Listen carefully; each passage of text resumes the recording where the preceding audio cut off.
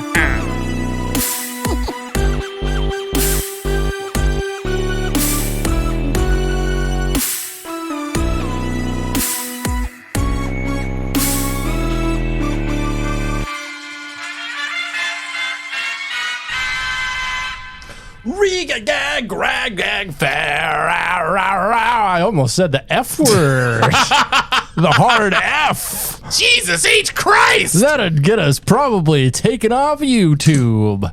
Even though I am a hard F. I think we already were taken off YouTube, weren't we? We were once. Oh, we're back on there? Yeah, we're back on there. Oh, nice. Yeah, I only just post a podcast. Oh, okay. We don't do the video thing anymore. Oh, gotcha, yeah. Because that's kind of an extra thing, and I don't know. Yeah. Not super well attended. I could get like a bigger setup and like make it more professional and probably get a bunch more viewers, but who cares? Who cares? Yeah, whatever. Yeah. Like podcasts are big on YouTube now though, like way bigger than podcasts really are on domestic media. Yeah, that's true. Yeah. Yeah, I mean, I think that's where a lot of people are, a lot of stuff's now more of a visual type thing. Right. I sound kind of weird, don't I? You sound kind of weird? Yeah. What do you mean? On the thing? Maybe it's just me. Maybe I'm hearing that wrong. I think you're hearing it incorrectly. Oh, yeah. You sound just fine, baby. My ears don't work. Yeah, I guess not. Maybe, for your headphones, everything okay? Yeah, I think so. Okay, maybe it sounds right. Yeah. Maybe it sounds right? Okay, Yeah. Now you're making me like real anxious that I like, fucked something up on the board here or something. I think we're okay though. Yeah, it could just be my hearing ears. Could be your hearing ears. It could be my hearing ears. Not my thinking ears. My hearing ears. My hearing ears. Yeah. Anyway, today we are here to talk about The Holdovers. The Holdovers. The Holdovers. Yeah. A movie released last year. Yeah. Now, because we're in the new year, 2024. Yeah, it was at the end of 2023, yeah. Yeah. It was first released on August 31st at a film festival, and then was later released in wider release on October 27th here in the United States of 2023. Hells yeah. Yeah, but before that, let's talk about Patreon. Oh, yeah, the Patreon. Yeah, go to patreon.com/dumbidiotbs to support us and help us out. There's a bunch of tiers. You get a lot of stuff. There's one with a fucking media server. Two fucking tiers with a media server. One of them also comes with merch. There's a bunch of cool stuff on there. It helps support us. We really appreciate everyone who helps out with that. Yeah. Thank you, everybody. Thank you. Patreon.com/dumbidiotbs. Go support us, please. Thank you. Come and support us. We love you so much. We love you. We love you so much. I would love to love you forever. Yeah. I would love for you to be in my arms forever, me giving you a big hug forever. I don't know what this accent is. I hope it's not offensive to nobody, because I want to put you in my arms forever. Yeah, it's very, very indistinct Yes, I think accent. I think I made it to so non-distinct that it is not offensive, but therefore maybe not funny at all. Hey, let's hope. So, so what's been going on with your man candle? My man candle? If you know what I mean. Oh, the candle I light when I J.O. Right. It's good. I just got, Christmas just ended. Sure. So, you know what that means? Discounted candles. Right. So I got a cinnamon and clove one. That sounds good. Light that. J-O all night. All night, baby. No sleep, all J-O. They say J-O is actually more recuperative than sleep. That's what they say. That's what they say. They say you can jerk off. If you goon for 8 hours, it's better than getting 8 hours of rest. Yes. Yeah, that's exactly what they say. Excuse me. It's okay. Yeah. That's, they say that bees don't sleep, and that's true. Yeah. But do you know why that is? Because there's too many birds in the bees. Or just they're just jerking off. They're gooning. Oh, so when a bee jerks off, that's just called the bees. Right. Because not the bird and the bees. Right, exactly. That's the bees and themselves. The bees are themselves. Bees. So we should start calling jerking off being. Yeah, I'm being off. Yeah, I'm doing it. Or birding. Or birding, because the bird is the girl in this scenario, I'm guessing. I guess, yeah, that's true, I guess. Yeah. I don't really get the birds and the bees scenario because they can't mate at all. Yeah, one of them's a fucking bug, and one of them lays a goddamn egg and shit. Yeah, and bees and birds do not fuck in nature that we see. That I don't think. I mean, maybe in cartoons. I'm sure there's a lot of birds and bees online that we can see fucking rather. Yeah, I'm trying to think of fucking media where there's a bird and a bee that are somehow connected or friends, but there's just not a lot of popular bees in media except in the Bee movie, but he has sex with a human. Have you seen the Bee movie? I have not, actually. It's implied that the bee has sex with a person. And Jerry Seinfeld is in Israel right now because he's having sex with a 17-year-old. He was when he was 38. Yeah. Didn't he marry her? I think so. Yeah. I'm not sure, but yeah. It's really cool when you're 38 and dating a 17-year-old. Dating a college student, Not even a college student, he's high school. High school student. I don't know why I said college. Yeah, just at the cusp of college, I guess. Yeah, still I don't know, legal adults, whatever, but skirting around maybe the legal age of even just dating someone with that much of an age gap. Especially, I'm fine if it's anyone over I don't know 30. If you're 30 and you're dating a 50-year-old, whatever, I don't care. Yeah. But I mean, if you're dating an 18-year-old, you can fuck an 18-year-old and be any age. That's legal. That's two consenting adults. I don't give a fuck. But it's kind of weird if you're dating them and you're on the same kind of existential plane to where you can handle hanging out with that person for long periods of time and you're on the same page about a lot of stuff because I don't know, not many 30, 40-year-olds are on the same page as other 18-year-olds and shit. There's a generational divide. They're literally a generation away. Yeah. Oh. So that was cool of him. Yeah, fucking Jerry Seinfeld. Fuck Jerry Seinfeld. Fuck that guy. Yeah, fuck Zionism. Fuck Jerry Seinfeld. Fuck the Bee movie. Fuck the Bee movie, right? Yeah. That was really just the Bee movie was supposed to be a bee and Jerry Seinfeld and a human, a 17-year-old. Right. But I mean, bees don't live very long, so no, it's not unethical for them to sleep with a 17-year-old because they're only going to live to a year old. So I don't think bees even live that long. Probably not. Yeah. Maybe queen bees and stuff, but yeah, figure out what the age of the bee is. How long do bees live? Yeah, if you know, sound off in the comments. What's the bee age of consent? How long do bees live? How about this? Let's set up a scene. Bee movie 2. Bee movie Jerry Seinfeld is in bed with this girl, and he's like, I can't believe I went raw in you. And she's like, yeah, I should use Plan B. I honeyed inside of you. Actually, you guess how much bees live? How old? 2 months. 2 fucking months. Yeah, 30 So between they 30 like and 60 fucked days. and he died like the next week. Yeah, he probably died at the end of the film. Yeah, that's pretty Like how? crazy. What are the like? How long do the events in the film happen? I don't know, man. I don't care. I guess we're watching the B movie next week. No. Patreon subscribers, vote for the B movie. Vote for the B movie. Also, you know what's funny is actually the director of this film. He's actually kind of canceled. Is he?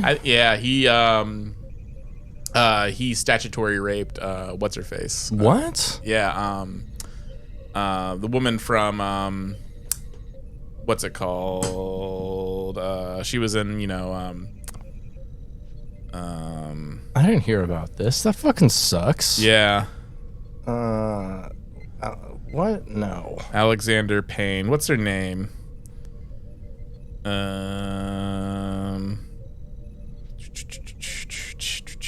She was in I can't remember. Rose McGowan? Yes. She recently accused Payne of statutory rape and showing her softcore porn when she was 15. What the fuck? Really? Yeah. That was like 3 years ago that this was. He denied it, I guess.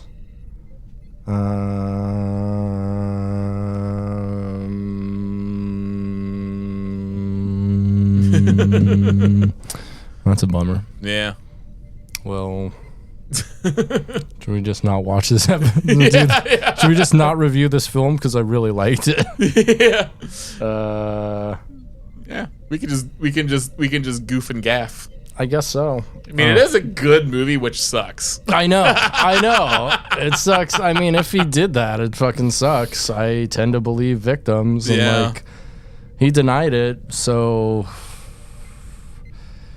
I don't know, man. I don't know. Anyway, let's talk about this movie. It was directed by accused statutory rapist Alexander Payne, and let's just call it what it is: rape. He raped her. Yes. Yeah, like statutory rape, like trying to seduce like a 15-year-old girl. That's fucking rape. Yeah. Written by presumably not a statutory rapist or rapist, David Hemmingson, who pretty much he started writing on Pete and Pete.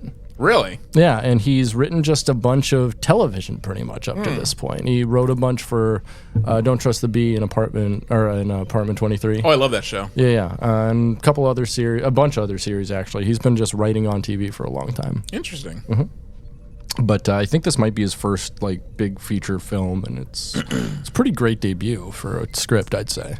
Also, like the kid is also, this is his first film as well. Oh, is it? Yeah. Dominic Sessa? Yeah. It's his first film. He's pretty brilliant in it. He does fantastic in it. Yeah. I mean, the three leads in here, Paul Giamatti, Divine Joy Randolph, and Dominic Sessa, all knock it out of the park. Yes. Paul Giamatti fucking rules in this. Oh, he makes me feel a lot of things, man. Yeah. He makes me feel uncomfortable, uneasy, but like in points, like really hopeful and just like lovely. And like, he definitely draws a bunch of tears out of me at the end. Yeah, like this is definitely like, a great character movie. Like just like lots of set pieces, just like putting these people, these very unlikely characters in a situation they wouldn't naturally be in. And just like this bottle movie where they just they're forced to like make these connections they never would have otherwise, because they're you wouldn't put these people together. It is kind of a bottle movie in a way, in that like, I mean, not more of like an existential bottle. Like these people are kind of like forced to be around each other. Yes. And they like form bonds in that. Yeah, like Giamatti's forced to be the caretaker of he's typically is, because he's the teacher of this prep school. Yeah. So we should kind of set up the film at least. Spoiler alert. We're gonna do some spoilers here. I'm gonna try not to spoil the very end. Yeah. Because I think that's like the most important part of the film and says something like really beautiful. But yeah, I think I'm kind of try to go through most of this podcast without spoiling it. Maybe we'll talk about the end at the end. But Yeah. So the movie is like a 70s. It takes place sometime in the 70s. Pretty much 1970, 1971. Okay, yeah, sometime during the Vietnam War that we know of. Or like at the very end, near the end, something like that. And from the very beginning, like Paul Giamatti's character, who's also named Paul, but Paul Hunham, Hunham is like very curmudgeonly and like socially awkward, very off-putting. And he's also got a walleye, and they call him Walleye. Like the kids call him Walleye, and they all hate him. Yeah, and I think I especially like the scene introducing him, where it shows his like bathroom of all things, and it really establishes. You could tell like he has like hemorrhoid cream on his sink. Yeah, and and he's just his whole apartment's just filled with books, and it's clearly showing like. The fact that his hemorrhoid cream is out on the sink. He's obviously like lives alone. Yeah, older guy, not someone who gets or expects visitors of any kind. Right, someone who just like reads a lot and spends a lot of time at home. Yeah, he's an intellectual, and he also has a permanent residence at this. At the high school that he teaches at. Yeah, because like it's like a school for it's like one of those like prep schools for boys where they the boys basically live there. During the school year, and Hunnam's character basically lives there year round and seems to have so for decades ever since he was like, which is like spoiler revealed that he's basically been there since his early 20s, essentially. So it's like he's been a teacher there ever since. And he's like, and he's probably in his 50s or something like that. His late 50s at this point. Yeah, he's probably been there since like the 40s or something. Yeah, 50s. That's weird to think about. Yeah, interesting. Yeah, I was thinking today, our main character, like the shitty boy. Like he would right now, Angus Tully. Angus Tully, he would be nearing 70 right now. Yeah, you're right. Yeah, that's interesting to think about. Isn't it? Yeah, the flow of time, my friend. But this is a great like 70s period piece that doesn't shove it into your face, and it's not like, hey, disco. Yeah, and shit like that. It really is, because I was thinking about that. Like it does a very good job of not like telegraphing too much that it's in the 70s. Like I feel like it's sometimes I was like, wait, what year is this? Because like at first I was like, because it starts out with like the very classic blue R-rated screen, which they had up and through the 80s. And so I was like, oh, is this supposed to take place in the 80s? Yeah. And then they mentioned Vietnam, and I was like, oh, this is the 70s at some point. And like, yeah, I just wasn't sure for a time, because it doesn't like shove it in your face. Like this movie is very subtle. Yes. In a lot of ways. There's a lot of fucking subtlety in the acting, a lot of subtlety in the directing, in the cinematography. The cinematography is phenomenal. It feels like a very natural film that's like, I really liked it because like, it gave me like, Rushmore feels, just for sure. And just like the fact that there's like no CGI of any kind. Right. It feels very natural. It's a period piece where everything feels in time and in place. Nothing like, everything feels very much of a certain time. Yep. And it also feels like, the way the story is, and also it's, I think, a theme that's introduced kind of later on. It really doesn't matter what time period this takes place in. I only feel the only reason it doesn't take place in modern times is because like cell phones would have ruined like a lot of the plot points of this film. Just have that constant communication. True. So like the fact that they are at this prep school in the winter, and they're basically closed off from everyone else. Right, and the only phone is a pay phone. Yeah, and people, and also everyone, and you can't just reach anybody at a moment's notice. And so that's why I really like about it, because it's in the 70s. Like there's limitations to to our communication. Right. And if someone's off, someone can't be reached, they cannot be reached. Like they're not near a phone, you don't know where they are, you can't get them. Yeah, right. Which plays importantly into the plot, because there's some points in the plot where like parents can't be reached. Yeah. And so that's ultimately what leaves Angus Tully, the kid who was supposed to go to St. Kitts with his parents or his mom and his new stepdad. Yeah. But they want a honeymoon instead. Yes. And so, which is really fucked. Yeah, and so he's forced to stay there. And it first there's like 4 other boys, and it looks as though we're gonna have a movie about Paul Giamatti's character, Paul Hunnam, taking care of like 5 boys. Yeah. But they kind of just throw a wrench right in the gears in it's like the end of the first act. Yeah. And they're like, oh no, like the cool quarterback kid's dad decided to come for him, and everyone's going with him away to a ski lodge. Yeah, like the cool quarterback's kid was like, he was a holdover because he refused to cut his hair. And his dad like owns a helicopter business. Right. And so it's just like, he's like, me and my dad, we're standing our ground. Like I'm waiting for him to budge. And of course his dad budges. And picks him up, and then like all the other boys get to be approved to go on this really sick ass helicopter ski trip. Right.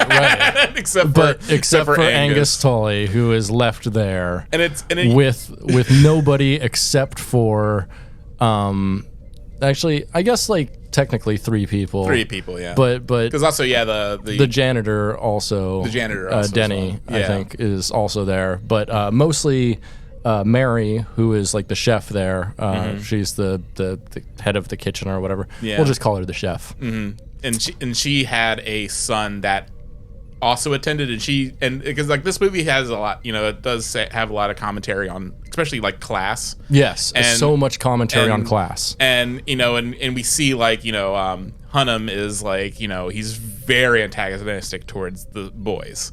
Like he's like a hard ass on the kids. Right. And there's a moment when he kind of goes off on them about their privilege.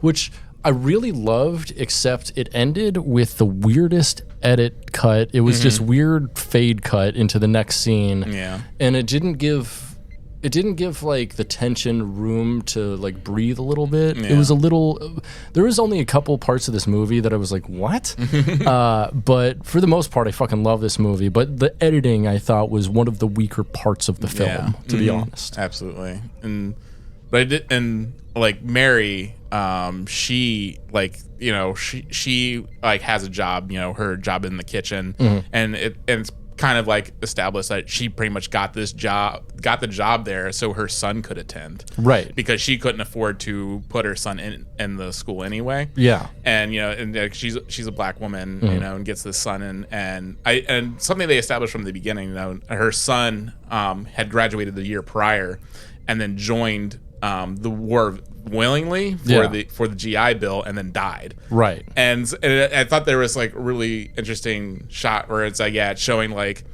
boys who attended this school in the past that had died in previous wars. It shows that some ones who died in World War I and World War II, and then it shows the ones who died in Vietnam. And it's just him. It's just him. It's just him. And it just and the Vietnam War, there was like, bigger class division. Also, there was like, a draft, but, but the draft basically affected like people of a certain income. There were deferments for people who could afford it. There were deferments, just like, famously like Donald Trump, and Ted Nugent. So if you could afford to, you could get out of going to Vietnam.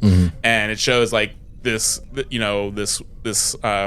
guy who he graduated, he got in because his mom worked there, but then he couldn't get like money for college, so he had to join Vietnam and died. So it just showed like he was kind of just the only victim of his class, where these other boys that no other previous graduates have died in Vietnam because none of them went. Right. Which it's very interesting, and there is a lot of like. There's also like a scene where like Angus almost gets into a fight with a guy who it becomes apparent that his hand got blown off in Vietnam. Yes, yeah. And like, there's a lot to be said about like kind of the subtle class warfare there. Yeah, and the class war between Hunnam and Angus too, as well. Right, because Hunnam, like, although ostensibly, presumably having kind of like an elite education, is stuck teaching at the high school that he used to go to. Yeah, even though he like went to Harvard. But but he never got to graduate. Right, which but which it showed, also said a lot about class as well, because according to him, he was plagiarized off of by his roommate, who was like a rich kid, and he ended up punching the kid and getting kicked out of Harvard for punching the kid. Yeah, not because of the plagiarism, but this kid said that that Hunnam had plagiarized him, and because he had like connections and class connections, through the school, like they had a library named after his parents and shit. Like he was able to like get away with it. And you see, like, from the beginning, you see.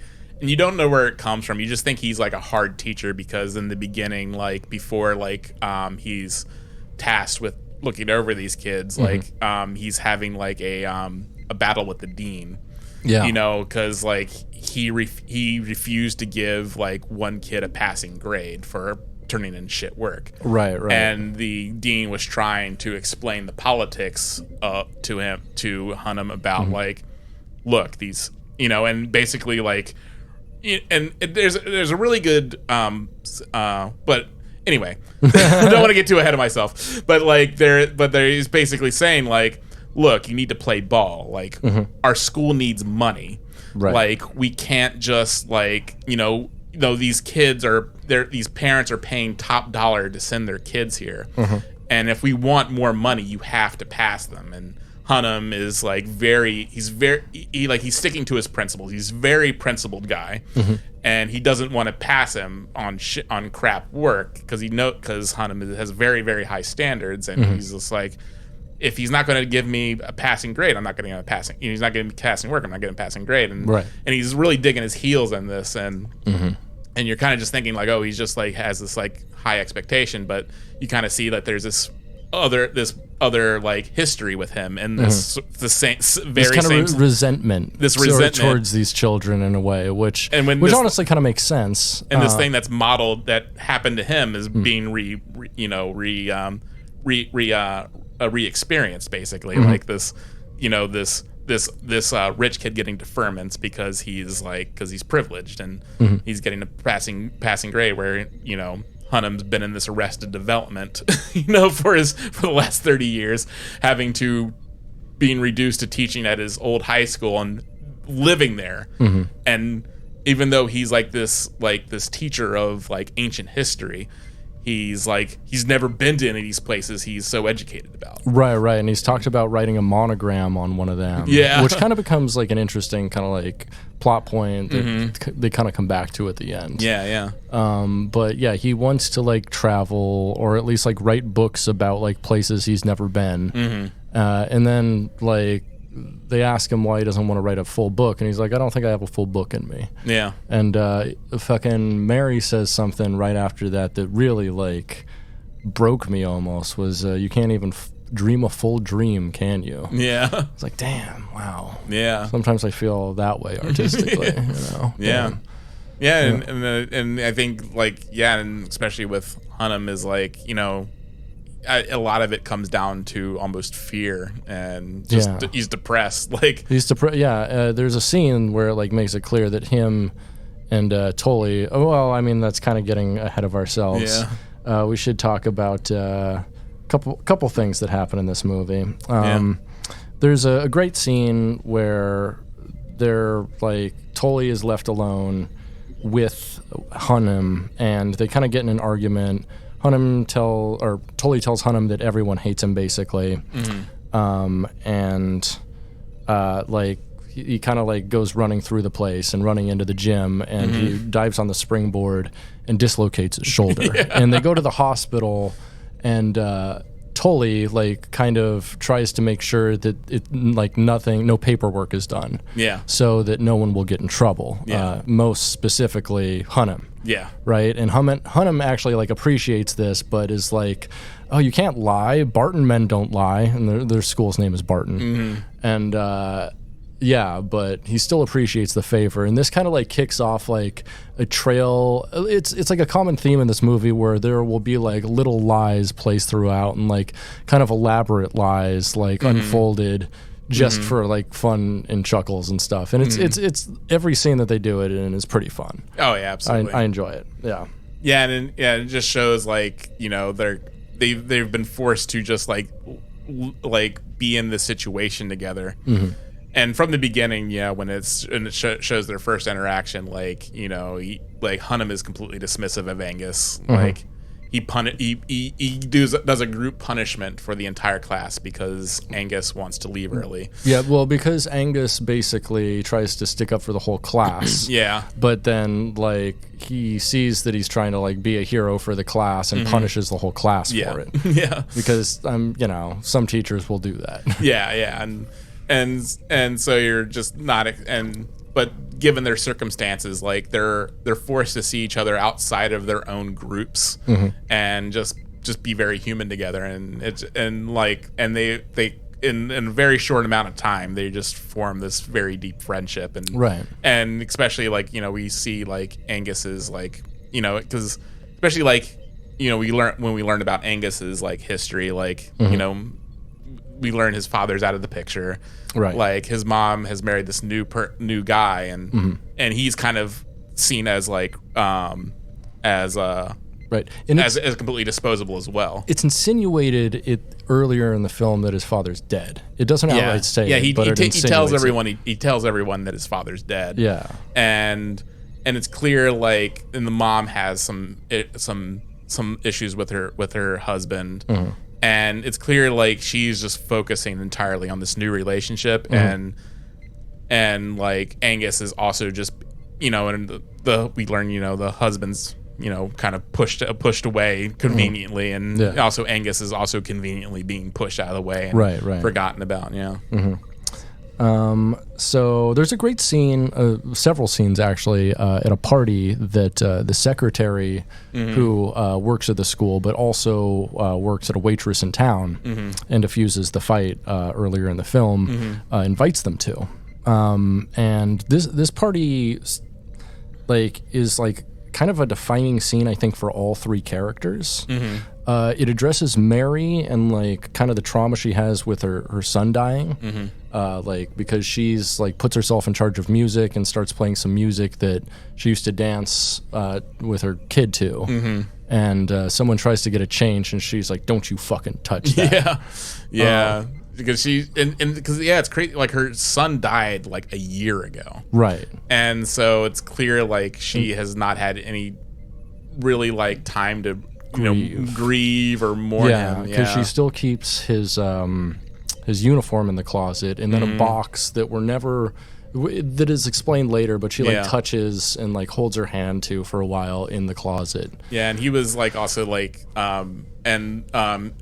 his father she was supposed to marry his father, but he had died tragically on in a dry dock. He was crushed to death, and so it's just like so her like entire family is gone. Like, well, not her she still has like her sisters, but her direct family of just like husband, son are completely gone, and she's just all alone at this prep school, just cooking. And she's like, she has nowhere to go. Because she's a holdover as well. She also lives there too. It seems. Yeah, she seems to have kind of better housing than Hunnam. Yeah. She seems to like actually live in like an actual house. Yeah, she has a house on site, which is pretty nice. Wow.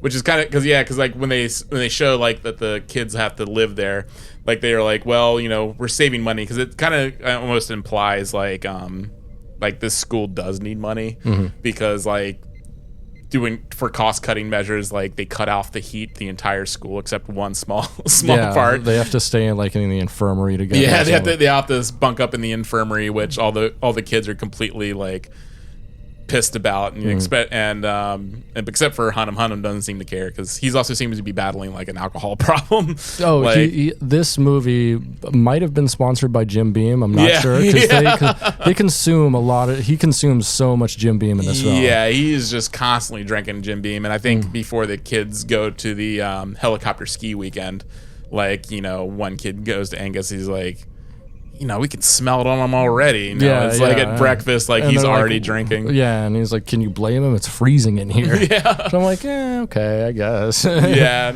and that's the other thing. Like Hunnam does seem like he does not give a fuck about how he comes off to other people. No. He has a problem where he smells because he has like a disease. He can't process a thing that smells like fish. And so like his body makes him smell like fish, especially towards the evenings. Yeah, so he smells, he doesn't care. Like he doesn't care if people think he's an asshole. Like when when he's trying to tell Mary like her son was a great student, and that he thought he was very insightful. She's like, well, he hated you. Yeah, and she's like, he thought you were an asshole. And he's like, well, as I said, he's insightful, sharp, very insightful. Yeah. And so like he has no. He seems to be pretty like aware of how he comes off and. He says, I've always been drawn to the aesthetic. Like I see myself as more of an intellectual, and he kind of does reject kind of like the physical world almost in a way. Yeah, he's an aesthetic, whatever that is. Aesthetic. Yeah, yeah, and so but yeah, just. So he doesn't. Yeah, I don't know where I was going with that. Yeah. Anyway, so the day before Christmas, Tully, Hunnam, and Mary all have a Christmas celebration together. They have a big Christmas dinner, and there Hunnam says that they'll. He was like, "What's your Christmas wish, Tully? Like, we'll do like anything." And he's like, "I want to go to Boston." Yeah. Because apparently they're somewhere in the Northeast. It's kind of close to Boston. I don't. Does it ever say exactly where Barton is? I'm not sure. I can't remember. I don't think it matters. It's probably somewhere in Massachusetts. Yeah. I don't think the place like the Maybe school actually exists. Yeah. I don't know. So first he rejects the idea, but after some convincing, he relents and they go to Boston. Yeah, he's married. Because like we were talking about the party, and we see a possible love connection that was going to happen with right. Oh yeah, I didn't mention that scene. Yeah. So there's two love connection scenes at the party that are like kind of telling to characters. Like one of them is Tully like hitting on this like I don't know like 16-year-old girl or something, but that's fine because he's like 17. Like and she's giving him eyes. Oh, definitely. They're definitely like finger painting together, which means you can have sex. Yes. Finger painting is like first base and like two plates. It's like it's like home plate. It's like a run and two plates. It's like that's beyond sex. Yeah, because Tully, he's like a tall, attractive guy. So right. So he does get a lot of. I don't think he's that tall. I think that like Paul Giamatti's that short. Yes, precisely. Yeah. A lot of not that many actors are like that tall. Like very few. No, very few. Like Bruce Willis was very tall. He was like 6 feet or something like that, I think. When I met him, because I met him when he was filming Live Free Die Hard, in Baltimore. Did he have like? He towered over me. I was surprised. Like he always seemed really short to me. Oh, was he wearing platforms like Arnold does? He could have been. Because a lot of fucking guys. It did scare me a little how tall he was. Yeah, interesting. But he did seem very tall. It's like it's a good dynamic. Tall guy, short guy. We like that. we got that. like Rush Hour. Anything with Hulk Hogan. Rush Hour. Hulk Hogan and any other guy. Oh, Arnold Schwarzenegger, Danny DeVito. Danny DeVito, absolutely. And we got 2 films with them. Yeah. Should have been a third. There should have been a third. I mean, they should have made like Weren't they making Twins 2 or something? Yeah, like that? where Eddie Murphy was going to be their secret triplet. Yeah, which I don't know if anyone asked for that. No. I think they realized nobody asked for that, so that's why it died. And Good. it was aborted. The third twin was aborted. Excellent. Good to know. That's why we need to keep abortion legal, baby. I mean that, and women's rights. And Women's shit. rights. Women's rights and shit. Women's rights. All that funky shit. All that funky shit. So Yeah, but the party, like, it kind of ends disastrously. Yeah, with like Mary like being really sad, and then the love interest for Hunham like just has a boyfriend who's tall and attractive. And then like they're leaving, and Hunham snaps at Tully, like, I didn't even want to be watching you. You know? And he's obviously having big feels about like not like being able to find love. Yeah, and so it was a very disastrous party, and so it kind of kicks off like, what can I do to solve? Because since Hunham is in charge, basically, like he's just like, you know what, we're gonna go on a road trip, which is great. Yeah. So they did go on a road trip. Yeah. They go to Boston. They drop off Mary at her sister's, who happens to be pregnant. And Mary has a box with her, and she has Tully carry all of her stuff up the stairs, and she's like, be careful with the box. And it's the box from earlier that she like touched, and it's revealed that in the box is like her son's baby stuff, and that she's giving to her sister to like help grieve and also like pass along his memory to something new, which is like really sweet. It was really sweet. Yeah, and then they hug, and I definitely got some feels from this. Yeah, it's just like there's more life being brought in. Like it's not hopeless. Like her sister's about to bring a child into the world, and so there's happiness there. Yeah. So Hunham and Tully go to a museum, and Hunham shows Tully a plate where people are having sex on it. They're fucking and sucking, and he's like gives a great history lesson, and Tully's like, oh, you'd actually be a good teacher if you weren't such an asshole. And then, he says that line, which I think is very indicative of this whole theme of this movie, which is like, we don't like humanity. The way to understand the now is the past, because nothing, there is no, like, nothing's new. Like these situations have always existed and always will exist, and and that's like shown like with like this situation that happened to Hunham repeating itself, like the kid getting through because he's rich, and like just like the rebellion, and like he's just like everything is always repeating, like humanity is always going to be the same.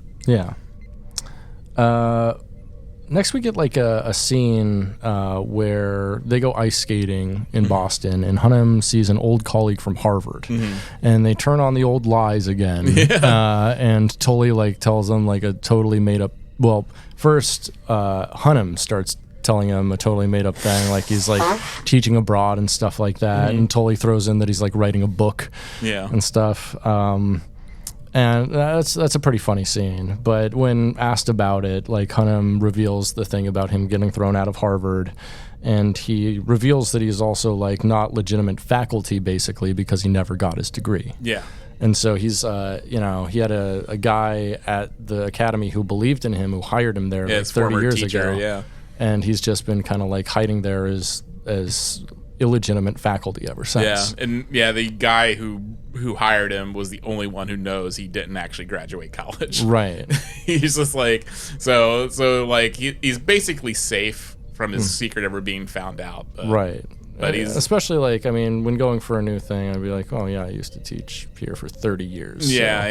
I'm a teacher. But I don't have a degree. Credentials? Yeah, I don't know if they still have it. It's been like 30 years. Even though he's clearly intelligent, like, because like it's also shown like he got into the Barton in the first place because he wasn't rich either. Like he got in on a scholarship. Because he was so smart, and so he had lots of potential that was squashed because of class. Right. Because like class warfare, baby. Yeah, he just didn't come from the right pedigree, and so at the same time, he's also kind of an off-putting person. He's also an off-putting person. Yeah. Like, there's a scene here where they go to a bowling alley with, like, small bowling balls. It's, I don't know, it's not 10-pin. Yeah. When they talk about it. It's called, like, candle pin or something. Okay. And, but yeah, it's like, it's kind of like duck pin bowling, but I guess, like, it really,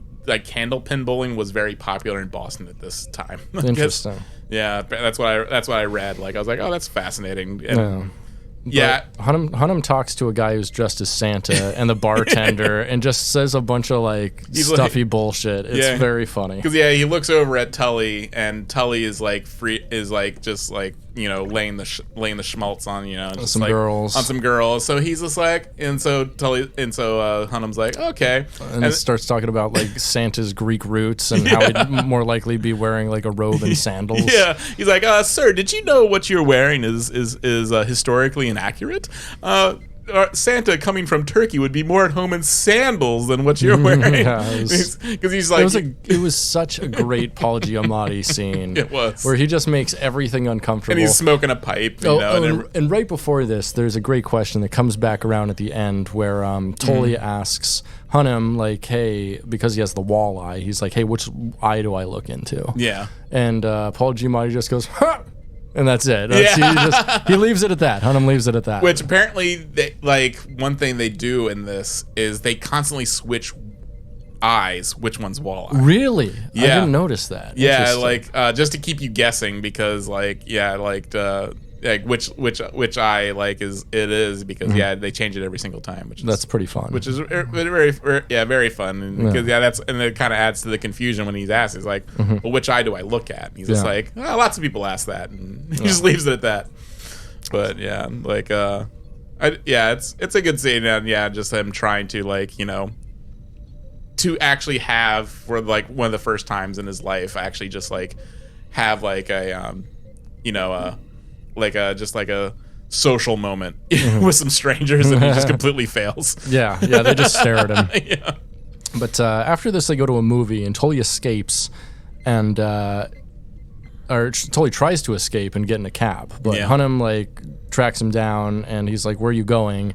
He's like, "It's nothing bad. I'm gonna go see my dad." And Hunnam says, "I don't mind going to a cemetery." So he thinks that his dad is dead, but they go instead to an institution. Yeah, his dad is institutionalized because he's unwell mentally. Yeah, he's presumably has schizophrenia or something. Something like that. Something pretty messed up, where he's like pretty heavily medicated, and he said he was having like a lot of delusions and he got violent and stuff like that. So I'm assuming like paranoid schizophrenia or something like that. Yeah. Which sucks. That especially like back in the 70s, they didn't have nearly the treatment they have for it now, and like you couldn't. The outcomes were not very good. And it's going to get even worse because then they're going to get Reagan in there, and he's going to completely like clear out the insane asylums. Cool. And just put them in prisons, though, right? Yeah, just put them in prisons. Put them in prisons. That's the better way to do things. Yeah, and there's lots of before at the beginning of this film, like when Tully was actually on the phone with his mom, he's asking like, "We're gonna stop in Boston, right?" So he clearly wanted to see his dad, but it's clear like it's kind of a forbidden subject for him, right? And so he was able to kind of do this, and that's why he's being so secretive with this trip, because he's not supposed to be there. Right. Yeah. So he talks with his dad, who's clearly unwell, and thinks they're putting something in his food, and it's pretty disappointing to Tully. Yeah, because he's like trying to like be like, "Dad, I'm doing so good in school," you know. He's trying to like, and he's like, "I have to tell you something. I think they're putting something in my food," and it's a great like pulling the rug out from under you emotionally, and it's like, "Fuck, dude." Yeah, he like reaches out and grabs Tully's hands, and you think it's going to be like an emotional moment. Yeah, and it's not, and then you can kind of see like why like the relationship between him and Hunnam is working so well, because he clearly has this absence of a father figure. Yeah, like this, like someone that he can actually talk to and cares about him, because you know his mom doesn't care about him, his stepdad obviously doesn't give a fuck, and and his real dad is like, you know, he's schizophrenic. You know, it's not any, you know, fault of his, but he just he can't help. Yeah. He's incapable of giving Tully like anything that he actually needs, like any relationship. Unless he really likes to solve mysteries about things being in food. Exactly. And when she's like, Dad, I love you too. It's kind of like, my shoes are too tight. from Mr. Show. Oh, what'd they give me again today? Peanut butter sponge. Yeah, peanut butter sponge. It's just like a thermos full of forks. So that's a peanut butter sponge and dice. But yeah, it's like, and then it's like it shows like, yeah, since he can't get that, you know, he's like, you know, he's actually like building this sort of like, you know, building Hunnam up as almost like a father figure in a way. And yeah, in an interesting way. Yeah, and it's like the only family that any of them really have, because Mary has lost all of her family, and so this movie is like a really like found family film. Yeah, absolutely. And it's also a Christmas film, and I think in doing so, it's one of the best Christmas films I've watched. Straight up, and it's like one of the better like found family films I've watched too. Absolutely. Yeah, but so Hunnam and Tully have like a really heart-wrenching talk about like his dad, and Tully has like this monologue that's like a couple, like 3 minutes long or something like that about his dad, and it's like, for this being his first film, holy fuck. Yeah, because he fucking slays it. He knocks it out of the park. Absolutely, and Giamatti, he's like he gives him like this speech, you know, and like he talks about like his father was a drunk fucking asshole. Yeah, and you know. And he's just like, you know, gives him that talk, you know, he's like, you are not your father. Because, like, obviously, like, Tully is terrified of, you know, maybe end up like his dad at something. Or right. And so he's just like, you know, he's like, gives him, like, this great speech. And, like, it's great. Like, they're at dinner together. And he's just, like, there's, like, talking.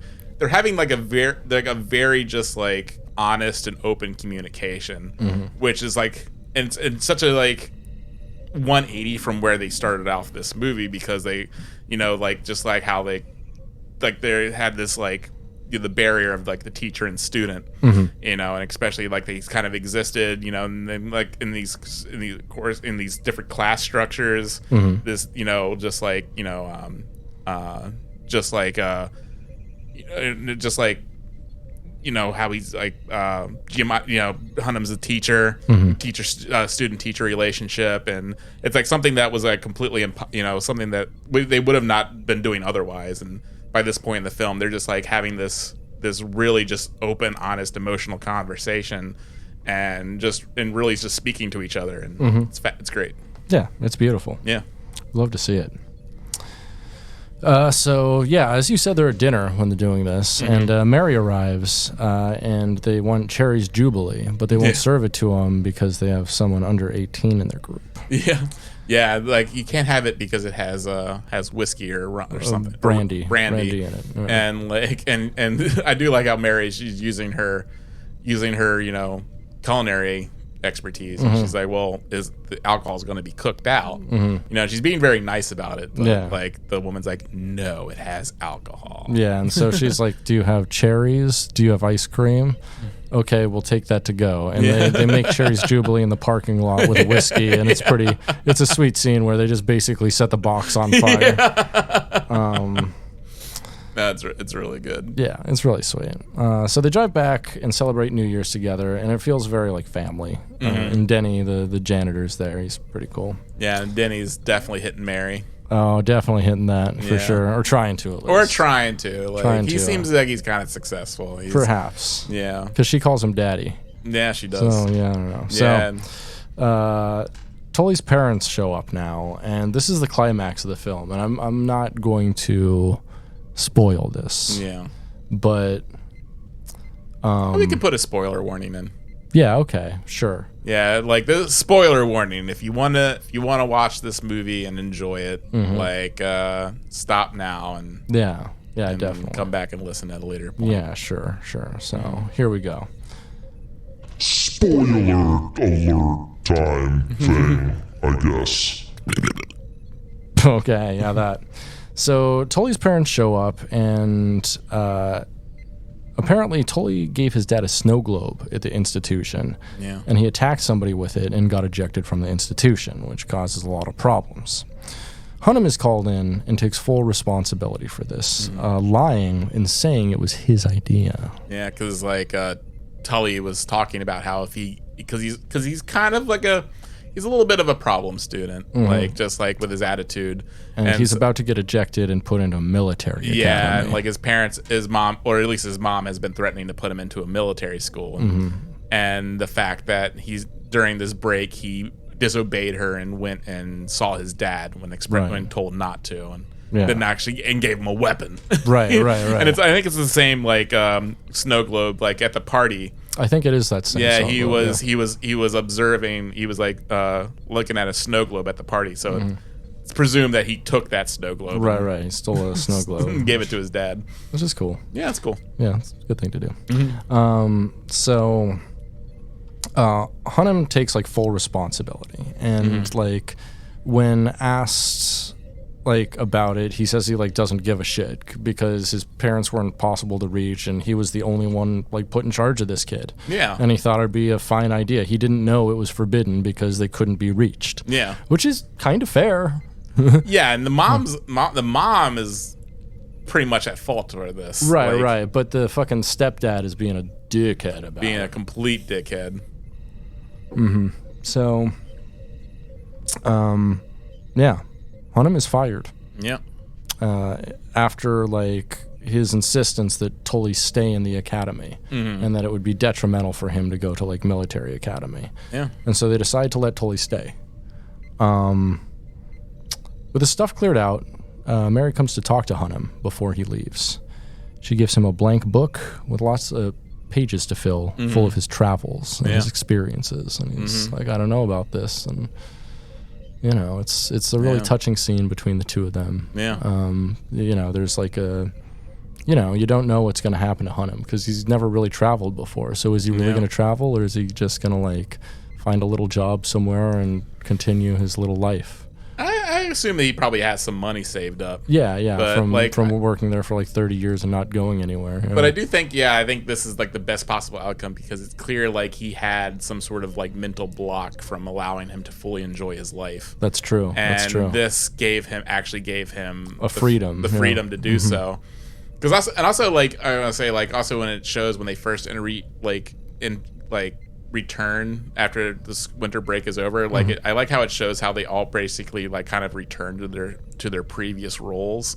Like everyone kind of just like goes back, and Mary goes back into her role as a chef, like Tully's back into school, and like they're kind of like reintegrated back into their normal social barriers, circles, even though they had like this profound 2 weeks together. Yeah, and I just thought that was really fascinating. But yeah, I mean, I do like how like Hunnam is allowed to go, and it's basically his twilight years. Like he's clearly like nearing 60, probably, and so it's like this is the time you should be retiring and actually. I think he's actually supposed to be only like 50 in this. Yeah, because I think he's only been teaching at the school for like 30 years, and presumably he started teaching as soon as he got kicked out of Harvard, which was like so early 20s. So maybe like early mid 50s. Yeah.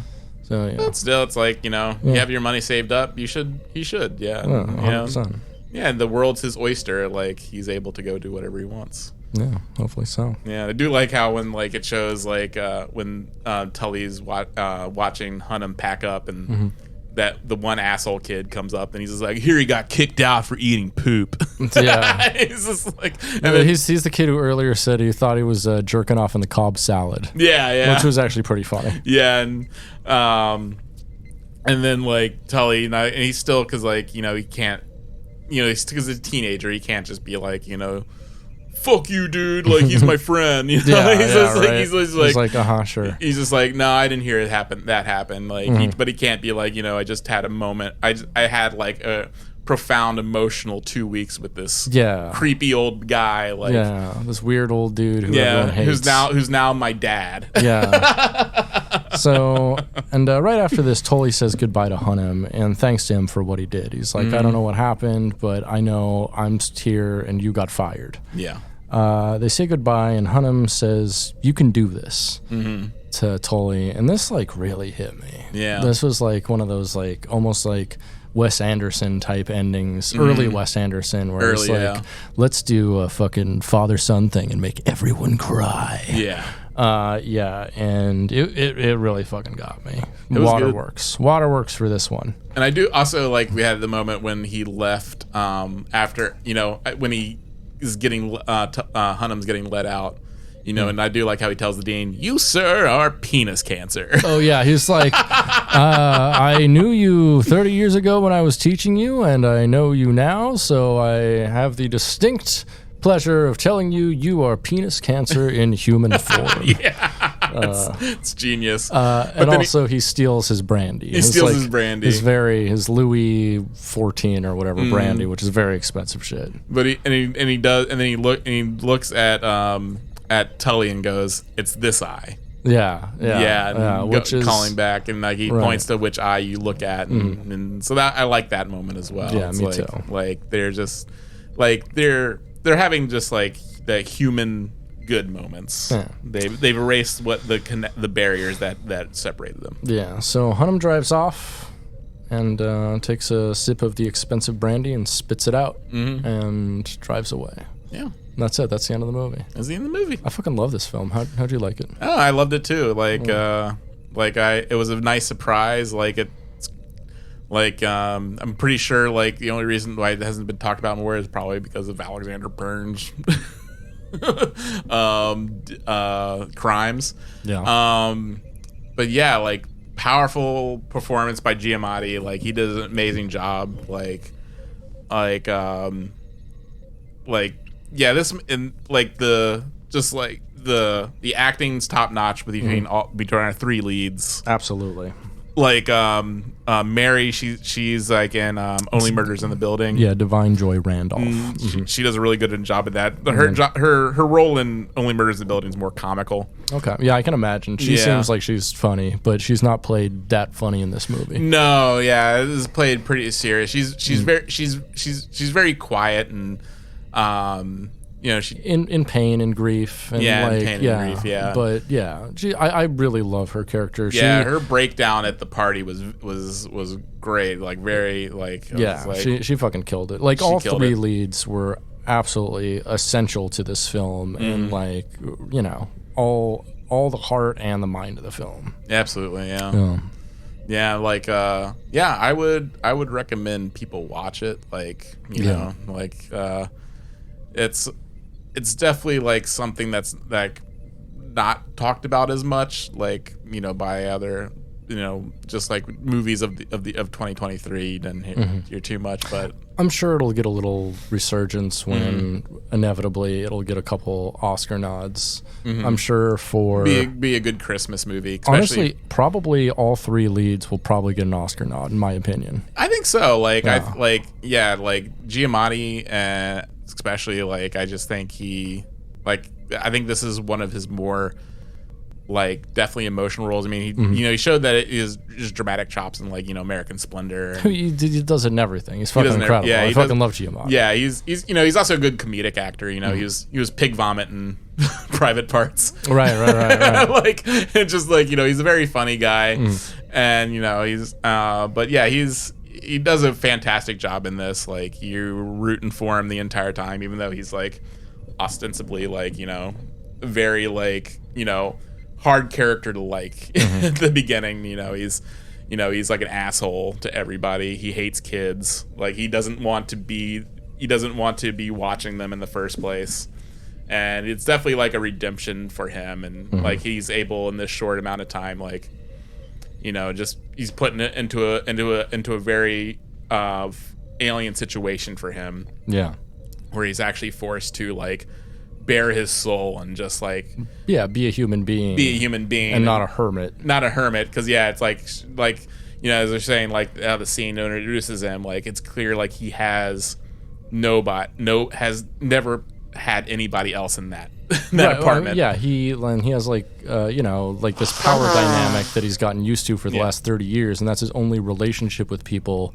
By and large, is just this student-teacher dynamic. Yeah. Which, I mean, must get old, and like, I don't know, like life is all about like different dynamics with people. And I think that's what this movie is a lot about as well. Is like the different dynamics we have with people and like our chosen family therein. Yeah, I can see this, especially if for people who don't have like a conventional family and like definitely have like more of a found family, like I can see this film being like something you would want to revisit during the holidays. Absolutely.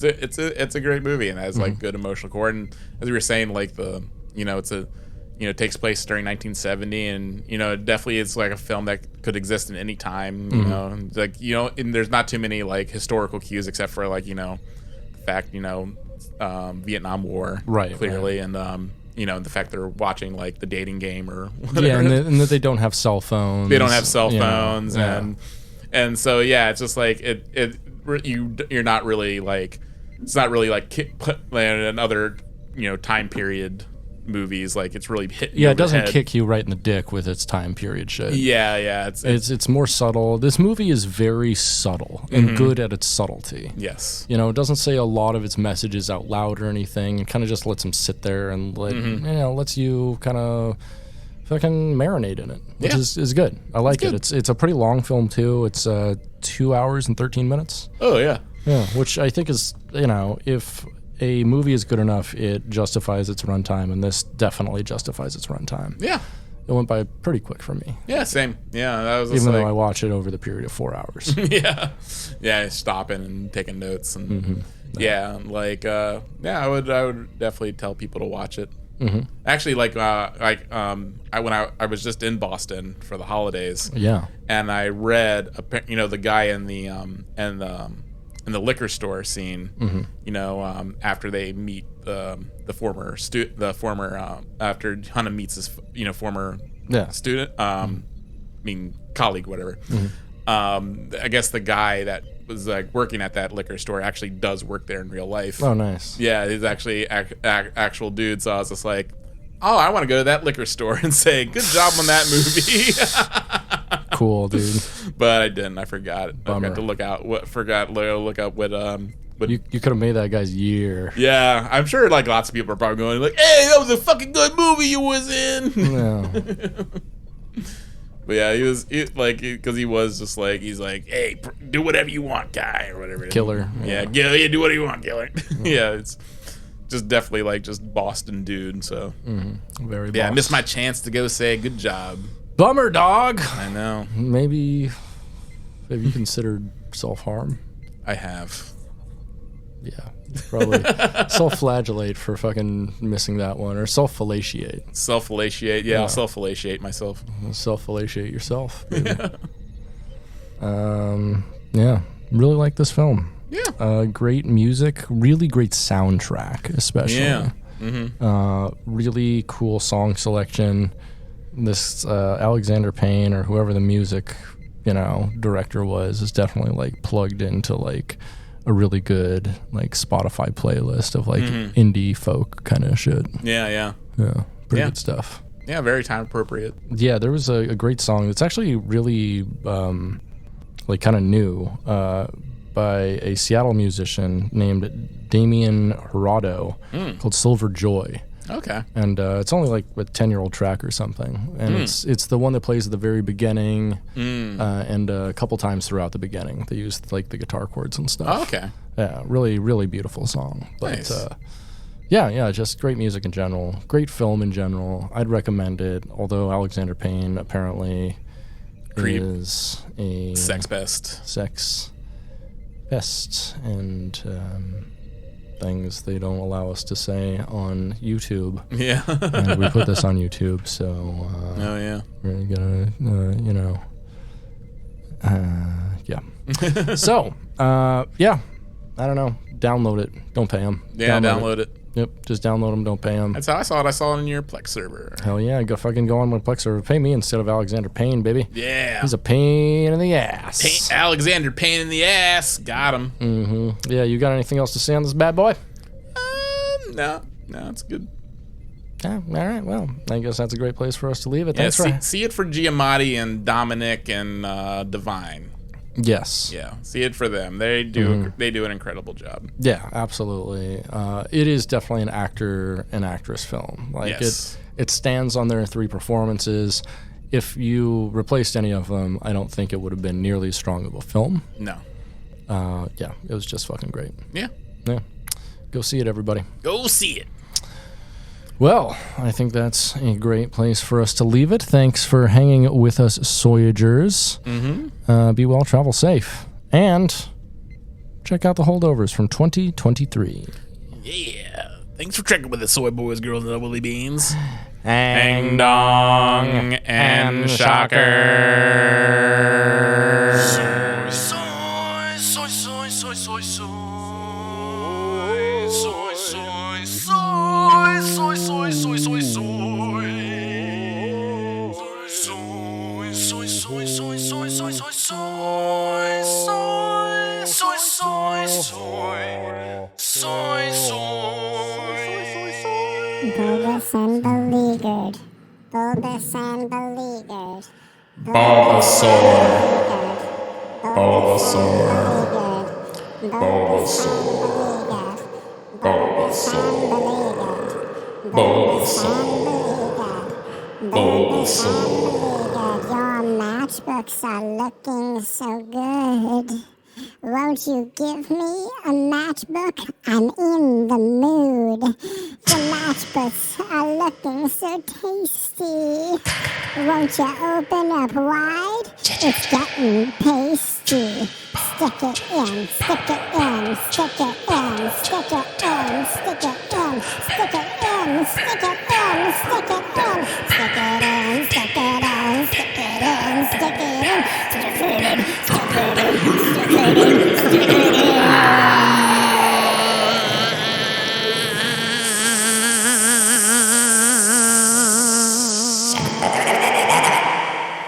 Pepsi is blue, Coca-Cola is red.